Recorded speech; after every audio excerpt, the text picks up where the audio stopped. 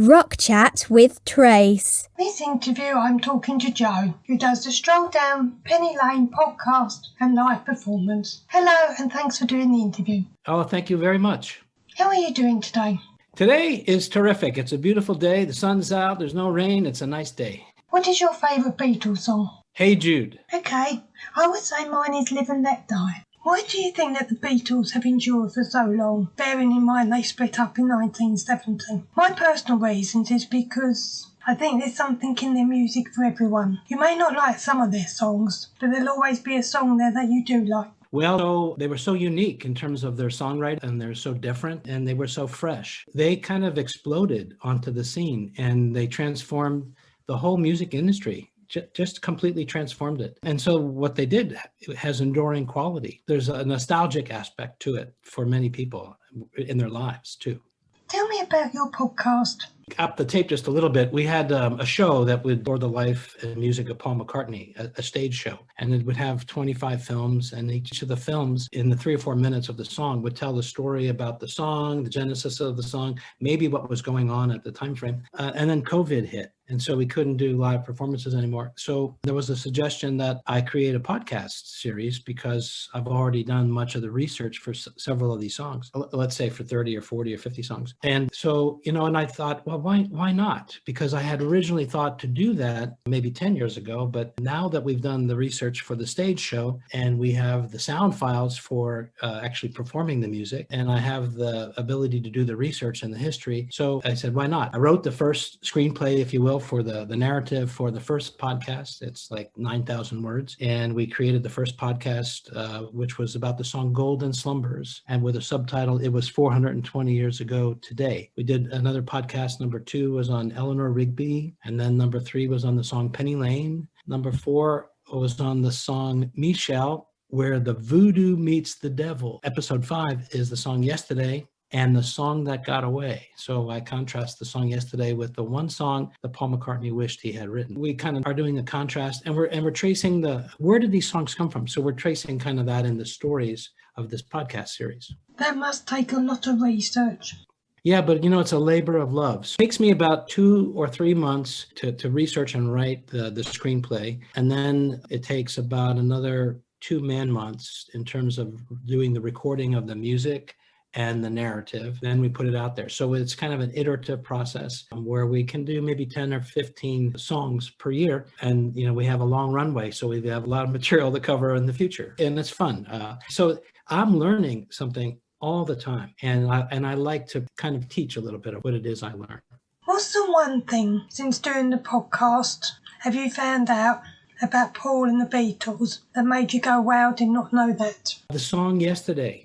As I was digging through the books and the research, and I connect these dots and I connect this thread and this thread and this thread, and I learned some things that are really profound that must have affected Paul to actually write the lyrics to that song. So there's kind of a mystery to what the lyrics mean. I'm putting out there different pieces of information that have been written and where Paul has spoken about these things, over 50 or 60 years. He said a lot of things, and if you connect them, you can kind of make sense of what's the genesis of something that's so profound. How did you first get into the Beatles? Well, I was a kid. Okay. I remember my sister, who's a little bit older. I won't say how much older. Okay. But she had in her bedroom, and there were 5 or 6 kids at that time, but she had the bedroom next door to ours. And she had a phonograph, a record player. And in those days, it was the 33 RPM albums. You call them LPs, I guess. I don't know what you call them in England, and the first Beatles album had been released in the United States. And so I'm a kid. And so I'm hearing this stuff, and it's kind of infusing my world. Shortly after that, I remember the Ed Sullivan Show, okay, which was really big in the United States, where there's many, many millions of people saw the Beatles explode on the scene. And then, shortly after that, they had the top 5 number 1 hits, the top 5 in the chart songs were all Beatles songs, okay? All 5, 1, 2, 3, 4, 5 in the charts during that period of time. And I remember as kids, we would imitate the Beatles. We would, I remember standing on a patio wall. We were 10 years old, maybe 12, 11. And there were 4 or 5 of us kids, we would be singing these songs. And I remember my sister she's a younger sister, grabbed at the legs of one of the guys that she liked who was, singing the song, and she pulled him down and he fell down and he got a concussion. So, we were kids, and it was really a profound experience to have that come into our lives. It was so magical. It just exploded onto the scene. And he stayed with you all this time? Yeah, as I got further on in my life and I have the freedom to kind of do and discover things that I like to do, picked up the guitar again, and I picked up this music again and said, I'd like to just, follow this. So this is fun. It's a joy. One of the things that I found out when looking into the Beatles was the fact on the Sgt. Pepper's Lonely Hearts Club LP, the back cover was filled with every word from every song on the album, which is the first time that a rock band has ever done this, which I find completely unique and groundbreaking. And also, Paul McCartney's Yesterdays, there has been more than 3,000 recorded versions of that song. So what would you say is your favourite story about the Beatles? Favorite story about the Beatles and their music? Let's take the song Hey Jude for a second. So here's this poignant story of Julian Lennon, who's a child, and he's going through, his family is separating, his mother and father are going to divorce, and Paul has this special affinity for the children and for Julian, and so he was feeling that he would go visit him to console him and say, and make him feel that he's still loved, right? And he composes the song Hey Jude in the car on the way to visit Julian. Now, when he's traveling in the car, he's driving, he's got the steering wheel, and he's singing, Hey Julian, don't make it bad, but then he changes the words later to Hey Jude. But the thing is, when he played that song, when it was almost fully formed, he played it for John and Yoko at the piano.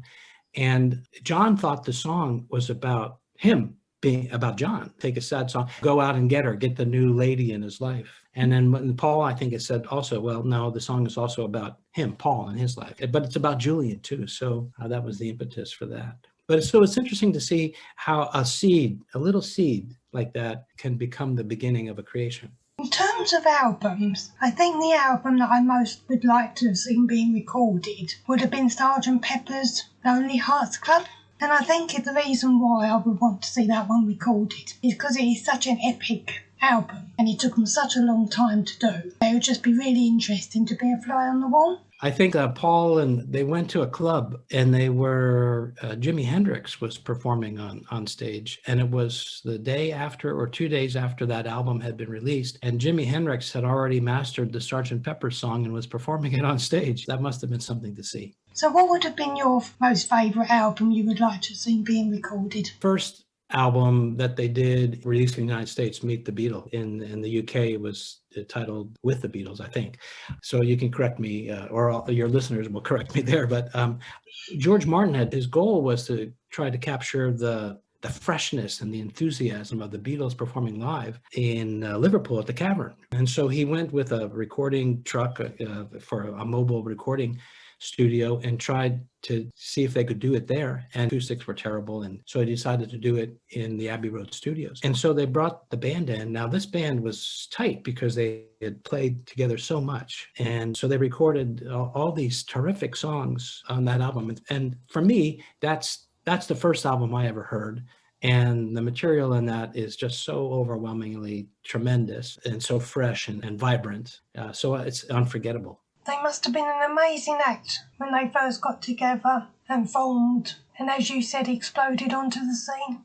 Right. But the thing is, with four humans, they all have different interests. They're all going to change over time. So it couldn't last forever, right? And the other part that's kind of special is because they stopped touring, and because in those days there wasn't the internet, there wasn't YouTube, there wasn't this proliferation of material that you could see. There was a kind of a void. Okay, they existed, they were there, and then there was a void, and so that kind of absence made it even more special as the years, many years went by. So that's kind of remarkable. I've been wondering whether the Beatles would ever reunited if John had not died so young. I think possibly they might, and they probably would have continued to change the musical landscape. What do you think? Well, I don't know. It's hard to say, because I think that Paul and John had reconciled. So it's hard to say. But I think that some of them didn't want to become trapped in that place that they once were, and they wanted to be able to emerge and be themselves. And so, but we can't change the past. But because they haven't and they didn't, your memories, or our joint memories of them remain intact. It doesn't change, right? Whereas as life goes on and 50 or 60 years later, they wouldn't be the same on the stage, right? We're left with the memories of what it was, which is really quite remarkable. Can you give me some more information about the Stroll Down Penny Lane show? Because of the COVID, we're kind of in limbo, I suppose is the way to say it. But we have bookings that will begin presenting again in the year 2022 in the spring. So there's 25 or 30 songs. And so the audience, what's interesting to me about the audience reaction is because I have some recordings that were taken of the show from the audience. And what's interesting is everybody's singing along to the songs. That part I didn't realize was happening because you can't see that or hear that on the stage.